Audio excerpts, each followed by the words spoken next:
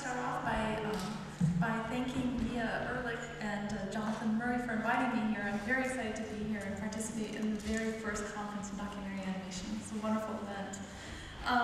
So what I thought I would do is review my personal history as a filmmaker and talk about my own observations in creating documentary animation and creative dilemmas and challenges that I've had while doing so.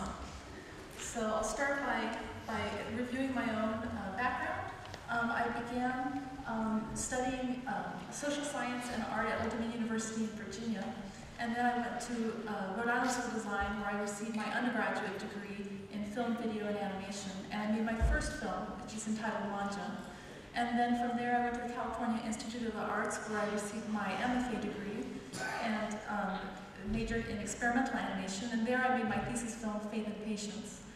And after graduation, I made a film entitled Survivors, and then a film, A Conversation with Harris, and right now I'm working on a feature-length film, Work in Progress, Truth Has Fallen. So while at the Rhode Island School of Design, I studied experimental animation under Yvonne Anderson and Amy Kravitz, and documentary production under Frank Terry. And while I was there, I participated in a program to study abroad in Italy, and during that time, we were required to live with an Italian family for a couple of weeks. So I thought that would make a great subject for my senior film. And so what I decided to do was to record the family that I lived with. And so they basically repeated things that they often said. I'd actually scripted the dialogue, and I edited the sound, and it basically revolved around meal times. It's called Manja. So I recorded the dialogue in Italy, and then I brought it back to the United States, and I worked with painting on glass animation to the dialogue. And I should let you know there were a few problems I had with production which affected the film. There were, well, three major things that happened. There was a car accident in which I almost lost all the sound, and then the animation stand caught fire. But the most relevant problem was that I was working on 16mm film with the Bolex camera on an animation stand. And the process of painting on glass, you basically create a painting. I was using tempera paints mixed with glycerin, and then you take a photograph, and then you manipulate that painting and take another photograph. So you're essentially destroying the artwork as you create it. And so because I was this broke student, I decided to fill an entire roll of film before I processed it. So it took 2 or 3 months to finish a 100-foot roll of 16mm film, which is about 3 minutes worth of work. And when I came back, all the film was destroyed. Every second or third frame slipped in the gate. And so I had 1 month left to complete the film, or not graduate. And so that's what I was up against when I made this film. So basically it was a process of working through the night and sleeping during the day and just somehow getting that film made. And so because of that, there were some decisions that affected the film, but nevertheless I did finish it. And I'd like to show you a short excerpt from it. Thank you.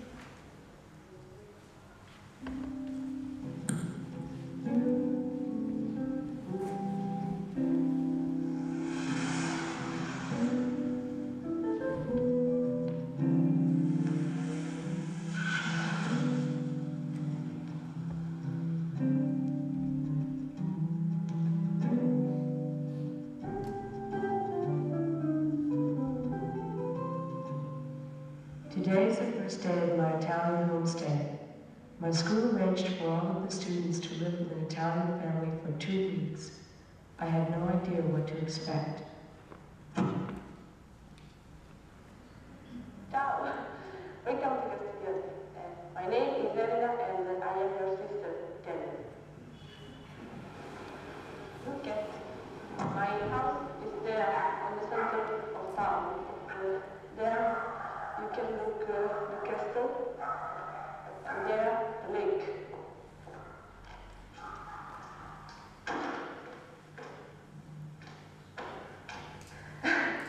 This is my house.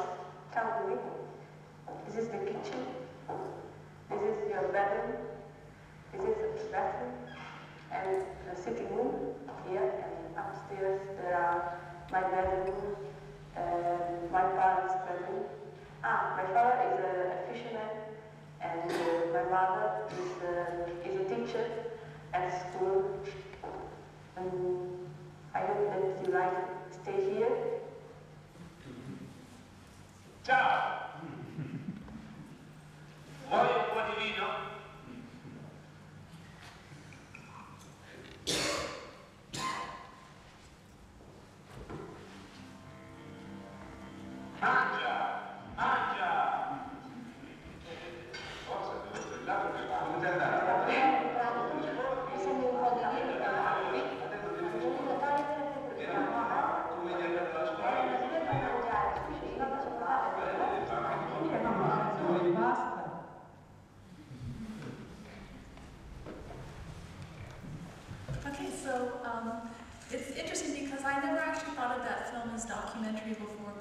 was scripted, it wasn't spontaneous interviews. And yet, when I had a conversation with my colleague at USC, Michael Renov, he still told me, well, there's a long tradition of reenactment in documentary, and I've since looked back at this film thinking, well, it could perhaps be considered that. But they are actual characters that this film is based on. The actual characters that the film is based on are the ones reciting the dialogue.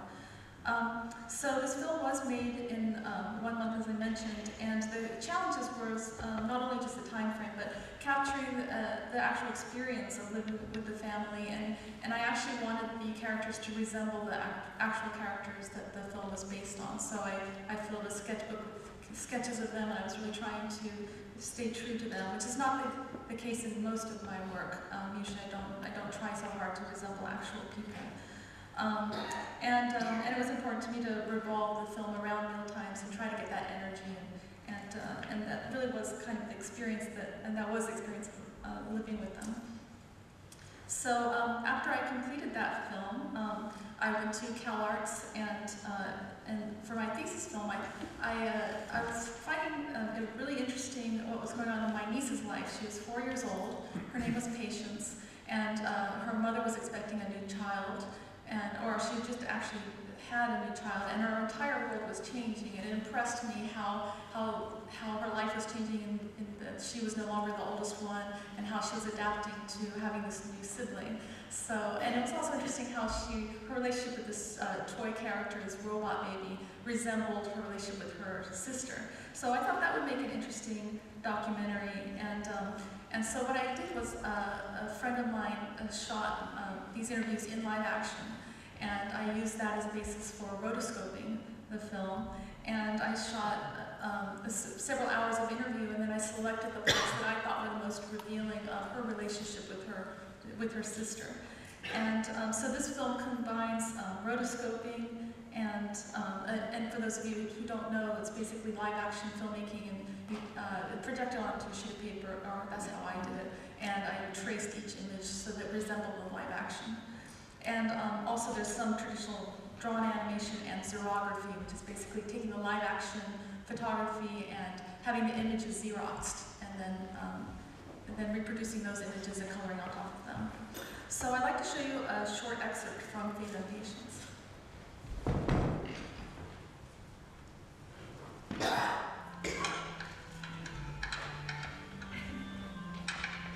Good job.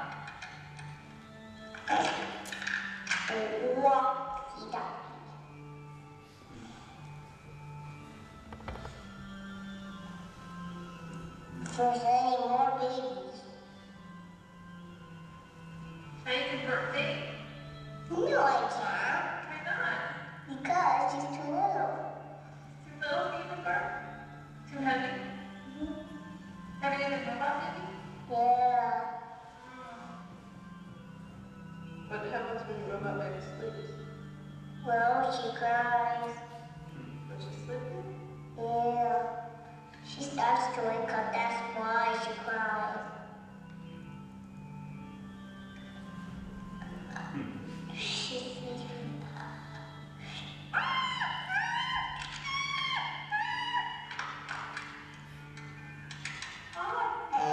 She burped. She always burps. She always burps when she's sleeping.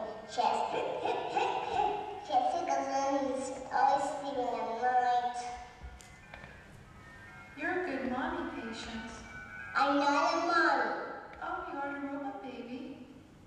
I'm not a mommy. You're not a robot mommy? No. Who's robot baby's mommy then? No one.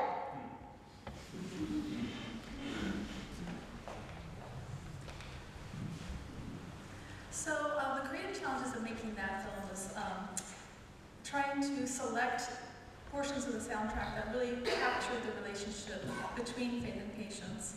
And also, I did think that the rotoscoping allowed me to capture the nuances of the child. Rotoscoping is something I've not often worked with. I find it a little difficult creatively for me, but I did think it helped to transform the footage in a more fanciful, childlike way.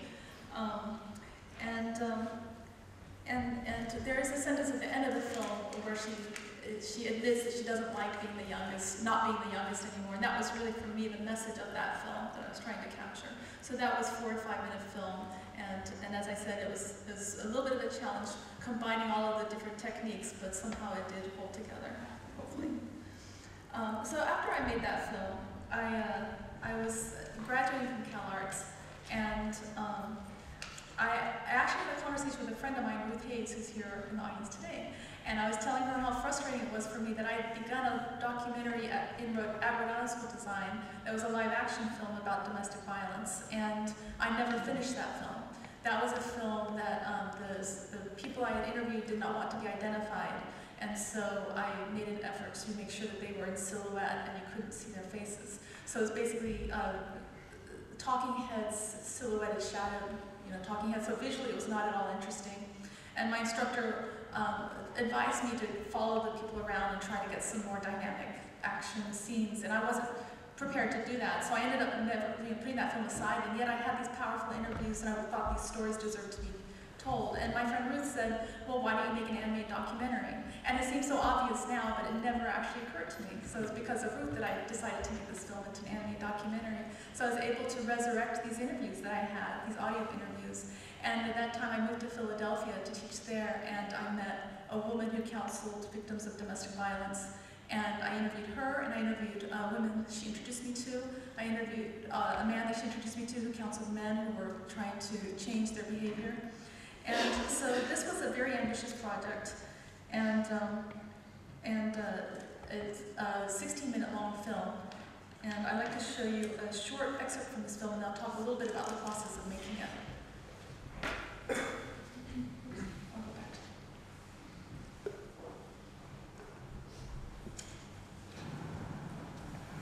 I ran through one door, opened the other door, and when he knocked me cold on, he thought I was dead because I was holding my mouth and everything. And he picked me up and took me in the room, and I woke up out of the steady. Started beating you? Again. Again? After you thought you were dead? Yeah.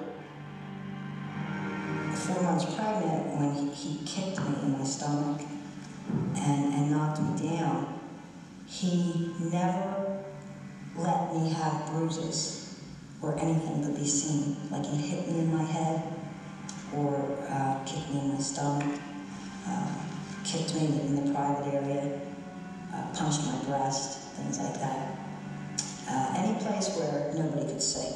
And I started to have really bad pains, and I went to the hospital, and the doctor asked me why I went into premature labor, and I kept saying, I don't know, and the doctor said, were you being abused? And I was scared to death. I was scared to death. All I did was shake my head, because I was afraid that my husband heard anything, that he would come in there and beat me up. I've heard it many times said that, for instance, a man can sometimes, or does hit a woman because he can get away with it.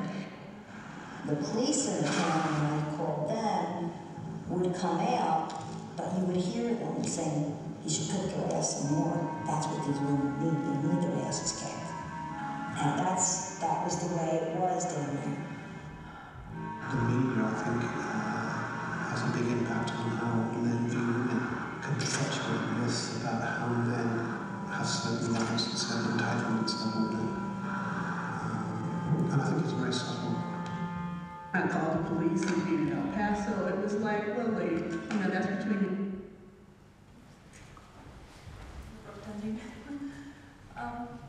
So the process of making this film, I had many, many hours of audio interviews, and so I decided to divide all of the interviews up in different chapters.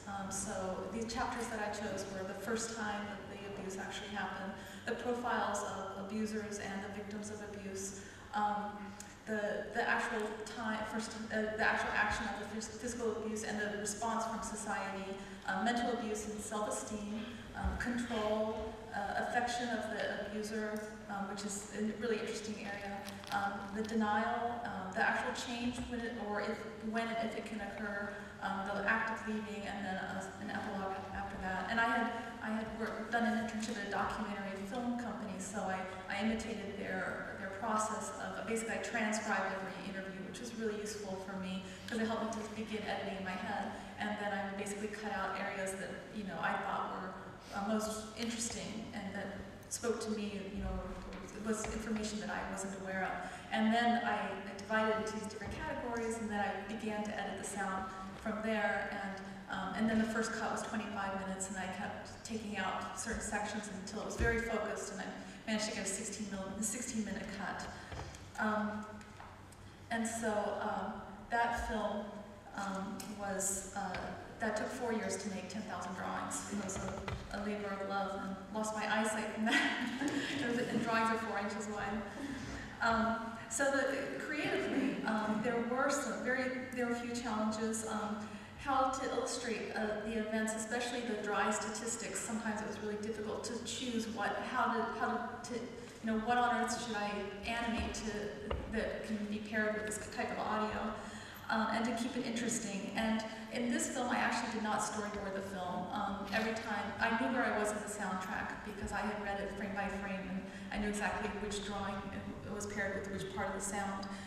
And so each time I sat down at my light table, I began a new scene, and I would just, at that moment, plan it out and then animate the scene, and then I would determine what the next scene would be.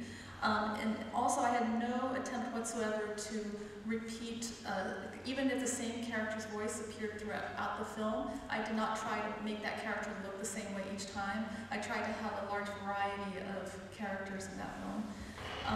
And I didn't know if structurally it would work because it's a series of vignettes throughout the entire film, woven together with the use of metamorphosis. And so I didn't know if it would be too distracting or if people could pay attention to that or not. And you never obviously see the person who's speaking. And rarely does the speaker even identify themselves. Brian Henstock, who counseled men, he does identify himself, but I don't think anybody else in that film does. So, regarding lessons I've learned from making this film, it was actually a much different experience exhibiting this film than it was making it, and I was very surprised at the reactions I received. And it seemed to have made a profound impact on people, especially those who had experienced domestic violence or those who knew people who had experienced domestic violence. And it also made me aware of how prevalent it was because almost every screening I've shown it to, people shared stories with me afterwards. And I do think animation is very powerful in that way, that people do connect very strongly with it. And I do think also that it's a difficult subject matter, and in live action sometimes it's harder to witness things that in animation, sort of like a spoonful of sugar, it's a little easier to see it animated rather than this harsh reality of live action filmmaking. So I think that was helpful in the making of this film.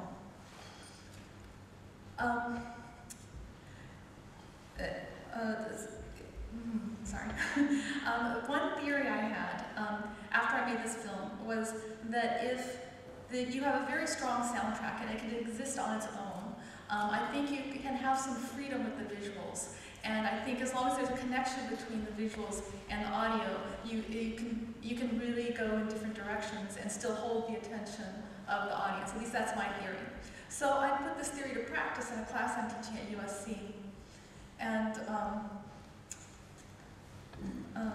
I'm sorry, I just want to backtrack a little bit. Basically, I think that it also different images impact the audience differently when there's a part of the interview that you're describing. If you're using literal imagery as opposed to abstract imagery, the audience will respond to it in a different manner. And it's always a challenge to strike the right tone. I do think that sometimes when the imagery is very rich and very beautiful, and the audience is paying close attention to that image, sometimes the focus will be diverted a little bit from the interview. And so that's one thing that I do think, it's always something I'm striving for and always trying to work towards, is trying to find that balance where there's enough space in the image for people to listen carefully to what the people are saying, and yet, and that hopefully the images will support it rather than take away from it. So that's always an interesting balance for me. And I do think it affects how you listen to the audio. So back to my theory of how I do think that when you have a strong soundtrack, you can take more freedom with the visuals. In the documentary and animation class I'm teaching at USC, the students collaborate all on one film together. And so we interviewed one of the students in the class, Juan Camilo Gonzalez from Colombia, about his experiences of traveling to the United States and difficulties he's had. And the students divided into groups, and there was no actual communication between the different groups. So there are 3 different groups of students that just made their own decisions, and then we edited them together in the hopes that it would work together. And in my opinion, I think it did. So I'd like to show you this. This is a 3-minute film, maybe 1 semester, by the students in my class.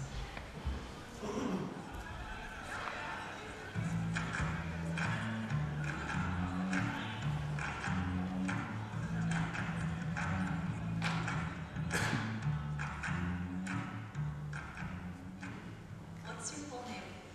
My whole name is Juan Camilo Gonzalez Jimenez. And you found problems when you came here to America? I did. So nervous because of my Colombian passport. Of course, we have bad history. And when I came in the first time, I was very nervous. Maybe that was obvious to the people in customs. So the first person that came and approached me was the one that checked like all the documents you wrote are correct, and before you go into the main guy, he looked at my passport, and once he saw I was like the front that said Colombian passport, he looked at me very like. And then I went in, and the person was very nice at the beginning. He was very interested that I was coming into the film festival, and he asked me a lot about my film, what was it about, which seemed strange for this situation. I ended up giving him like a DVD so he could watch it later.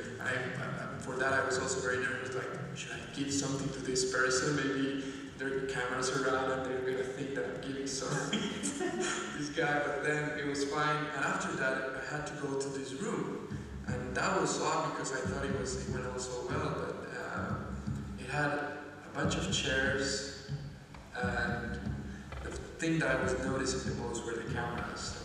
They were really obvious. Not like they're hidden small cameras, they were these big cameras in every corner. So I felt I was being watched. And these policemen were huge. I was like, so see them like these really big guys, and even the women were like big women. I'm very afraid of them. And so they have all these cameras in this room, and they sit you down and they make you wait. And there were other people like talking to the police in the front, and they were very hostile towards them, and then they took them away, and I was very nervous when I had to go in and talk to this person, and he was just, oh no, you're fine, just go on, and she just wrote something on my passport, and I went through. When I found out that I was in the list of the FBI, because that's what happened, like, from the 3rd or 4th time I came in, I was so tired about going through this every time that I asked the guy, who seems very nice, why was this happening? Why, if I was doing everything right, I was checking my documents and everything. And he said, well, unfortunately your name is so common that we're looking for someone with the same name. It has happened 4 times already, so it's kind of odd, yeah.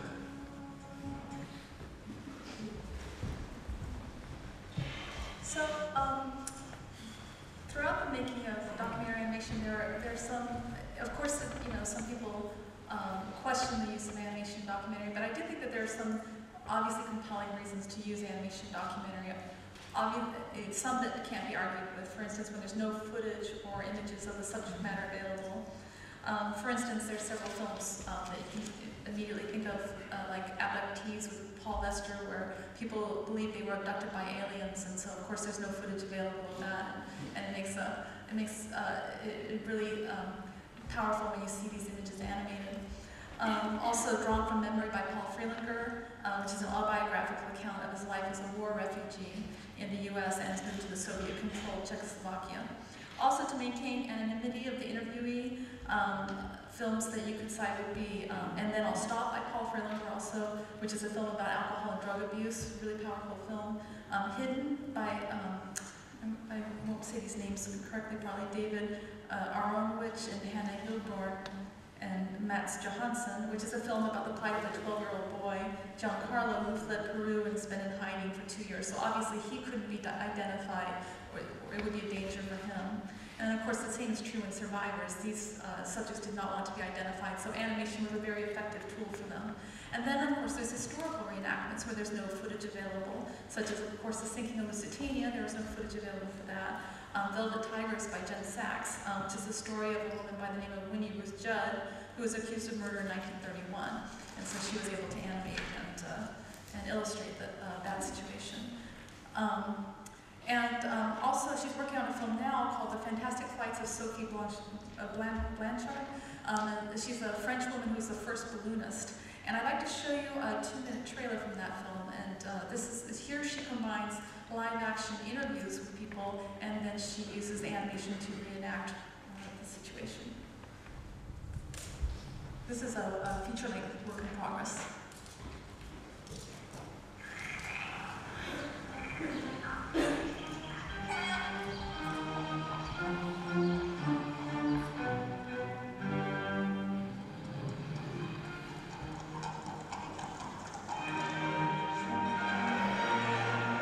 During the Revolution, there was much talk of better rights for women. There weren't very many career opportunities for any woman of any class in France at that time.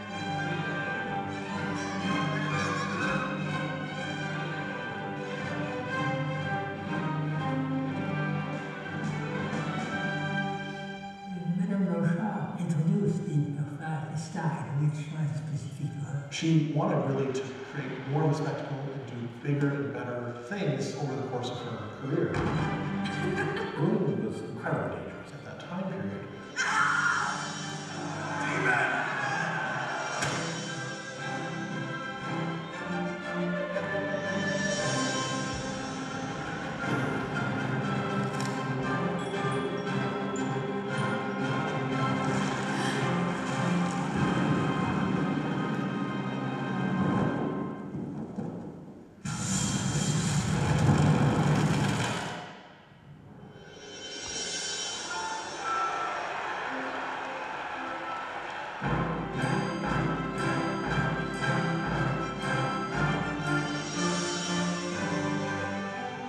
Sophie Blanchard is the first woman aeronaut, pilot in command, that we know of in all of human history. Sophie Blanchard. It's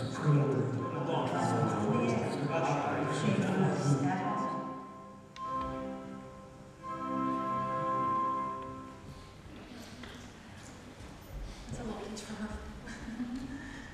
So there's this wonderful quote by Paul Freilicher in an article written by Daniela Schur, another wonderful animation filmmaker, and she interviewed them at Doc Aviv in 2001. And Paul Freilicher says, with animation we can do more than describe reality. We can feed in secondary information, and we can compress stories in a meaningful way.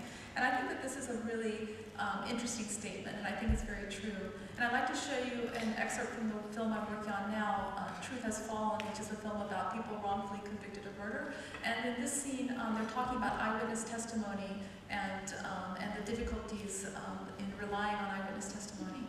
And I'm able to use animation, I think, to describe a little bit more of what they're trying to explain, or you can tell me if that's effective. So I will go ahead and show you this clip. There are ways to do identification procedures that will dramatically reduce the number of wrong identifications without reducing the number of correct ones. One reform is what we call sequential presentation and blinded examiners. Instead of doing a lineup or a photo array where all the people are standing next to each other or all the photos are next to each other simultaneously, if you instead present the photos or the people one at a time, asking, is this the person or is this the photo? And if you don't see the person, don't worry, we'll come back and show you more photos or pictures again. You dramatically reduce by a factor of 4 times the number of wrong identifications. And this is why. When you have the photos or the people lined up next to each other, you are implicitly, psychologists tell us, inviting a relative judgment. The relative judgment is which of these people standing next to each other most resembles the person you saw. And if the suspect most resembles the perpetrator, but isn't the perpetrator, you get a wrong identification. If instead you do a sequential presentation, one at a time, then relative judgments don't come into play. And so you're either looking at the person, recognizing or not recognizing. And it's a far more reliable way to. Sorry, you keep getting clipped. All right, so I think this is a very interesting question. Does the use of animation in documentary filmmaking reveal the filmmaking process in a more overt fashion than live action filmmaking? Because obviously in live action filmmaking, there was a great expression I think that Bella said today where live action filmmaking has this tradition where you try to see a window to the world, I think it was she said, and I think that people have this impression that what you're seeing is reality, whereas in fact it's very manipulated, and you're not aware of, for instance, the crew behind the camera often, sometimes you are, and then it creates this illusion of truth. And also you're not aware of the fact they have hundreds of hours of editing and they select the 5 minutes they want you to see. So you can shape it very carefully in live action, and yet those that are not media savvy accept what they're seeing as being less edited or less manipulated by the filmmaker. Whereas animation challenges more the audience's perception of truth and reality, and whereas live action is perceived as more impartial, and the hand of the animator is more obvious. And I think it could be argued, just to be controversial, that I think animation is in some ways more honest because you're very aware of the fact that what you're seeing on the screen is created by the hand of the animator. We're not trying to pretend that what you're seeing is the reality of the situation. So even though it may be manipulative and you may, which could be argued for live action as well, but at least you understand that what you're seeing is not in fact the reality, or not pretending to be the reality. So I'd like to talk to you a little bit about my next film, my more recent film, which is A Conversation with Harris. And in this film, I decided to interview a family that I had met who were Bosnian refugees. And originally, I had hoped to interview the parents. They had immigrated from Bosnia during the war, but unfortunately their English wasn't very good. However, their 11-year-old son, who had only been in the United States for 6 months, already could speak fluently. So originally, although the film was meant to be not only about the war, it's meant to be about the whole journey from Bosnia to the United States, being professionals in Bosnia and having to work in factories and as a maid and delivering pizza and that type of thing in the United States, the language difficulties, basically the story of an immigrant. But since I ended up interviewing a young boy, the interview had to be much more focused because he wasn't, for one thing, he didn't have those stories, he didn't have those experiences, and also he was very abrupt in his answering of the questions. So I had some fears in working with a young boy. I was afraid it would be too maudlin. I was worried about, being a little bit saccharine, and also I was very unaware of what I was getting myself into. The fact that I was deciding to interview somebody from Bosnia, and he was telling his side of the story. I've learned later that people will bring their own agenda or baggage or whatever to their perception of what they're seeing. And in some ways, I'm really glad that I was naive about that, because I never would have made this film otherwise. And I'll talk to you a little bit more about that. But before I do, I'd like to show you a short excerpt. This is another painting on glass film.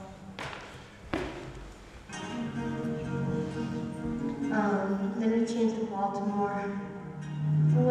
Everything was strange to me, and I don't know, I felt I was like alone.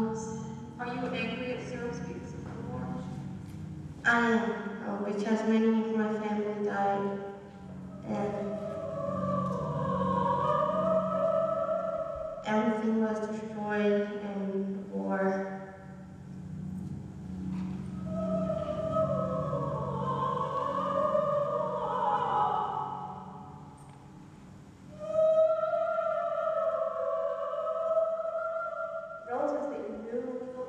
Yeah. My mom's uncle, and my uncle, my grandma, my two uncles were shot, and my grandma was hit with a hammer in the head.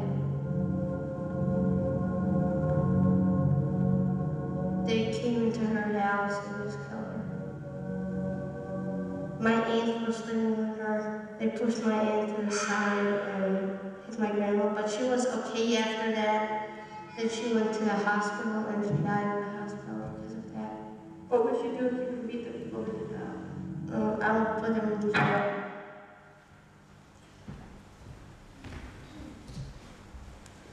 Okay, so I'd like to talk to you a little bit about controversies arising as a result of using animation, which is relevant to this film as well.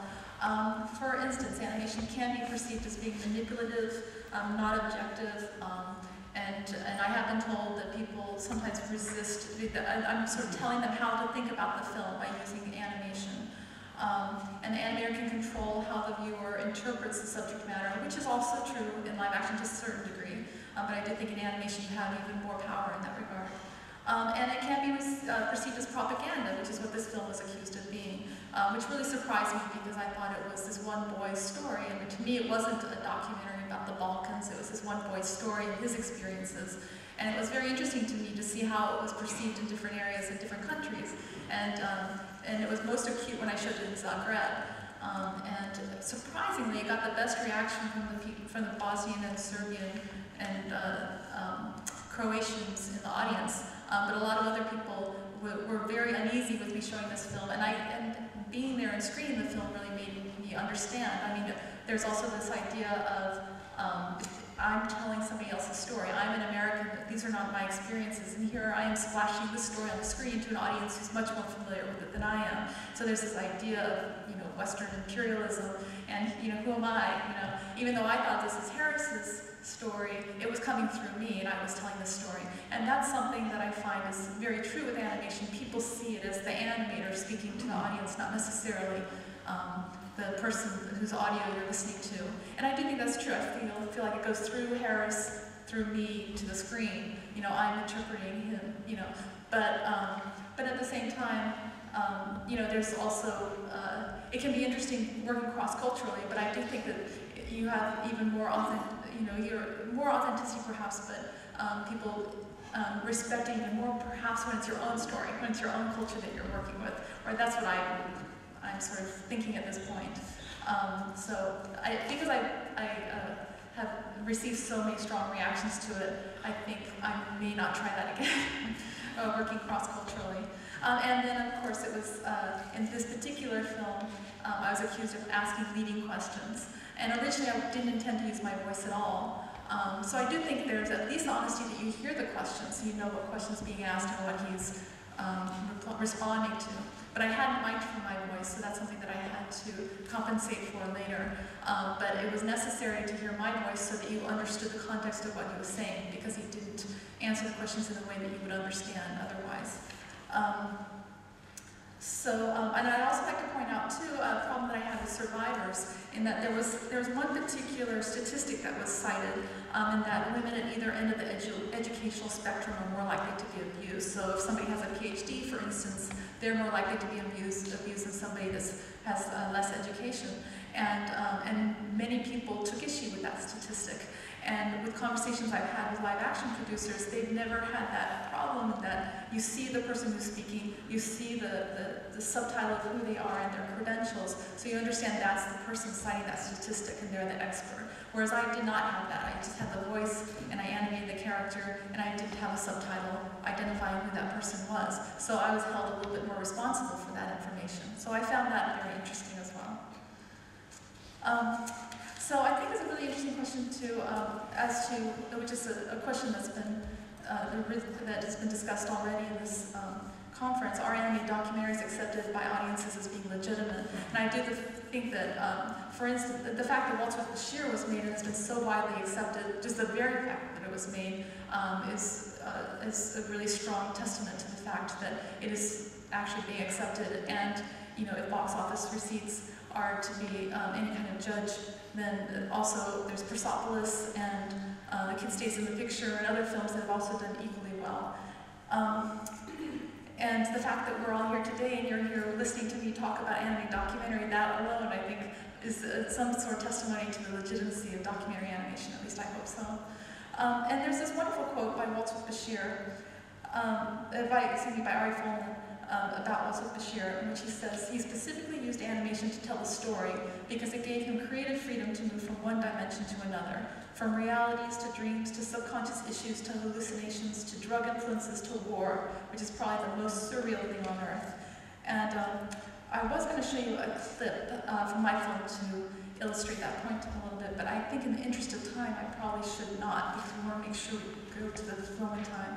But I would like to basically end on, I do think that there is great potential for animated documentary in eliciting empathy, having a powerful impact on audiences, obviously illustrating scenes that you're unable to film otherwise, visualizing concepts that are difficult to comprehend, demonstrating alternative points of view, and providing additional information with the visuals that you cannot provide otherwise. So, and that's it. So I have 5 minutes for questions. So thank you very much.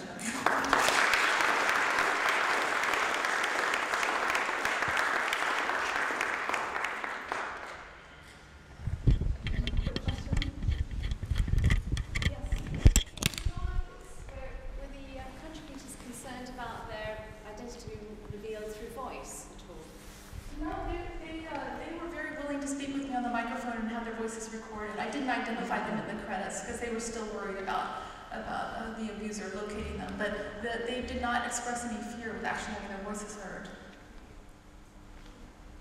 Yes? What was called Juan, the interview, the 30 years film that you did. When I look at it, it looks like collage, and I don't see hardly any animation. I'd be interested if you could tell us a little bit about why you see that as an animated documentary rather than images. Well, all of the collage is animated, so it's all under the camera animation. That's the distinction. There's computer-generated images, and then there's animation that's showing movement.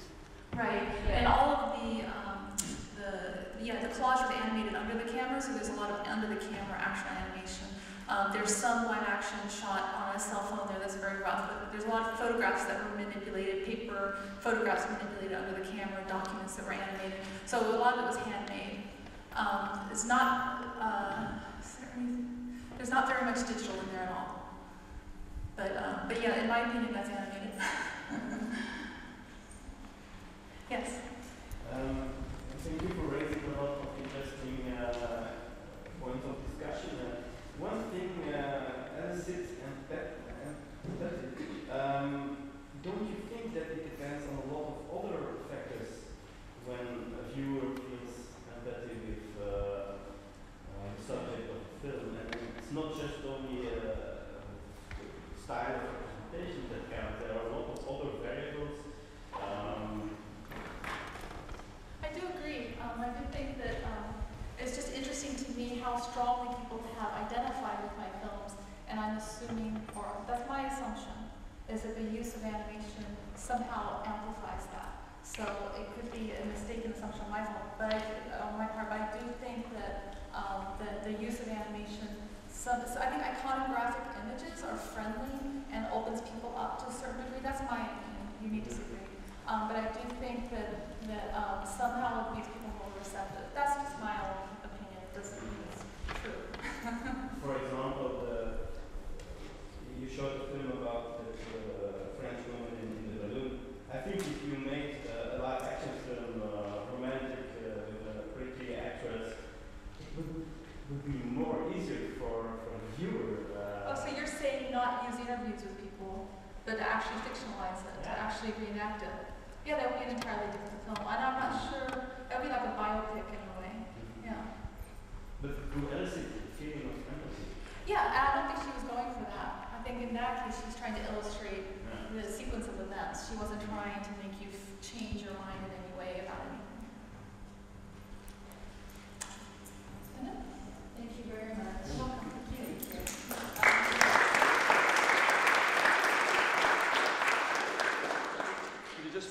I know everyone's got a social tonight, but at 8:20, if you don't want to go to the drinks, we've got animated extremes at the film festival. Lipset Diaries is part of the programme.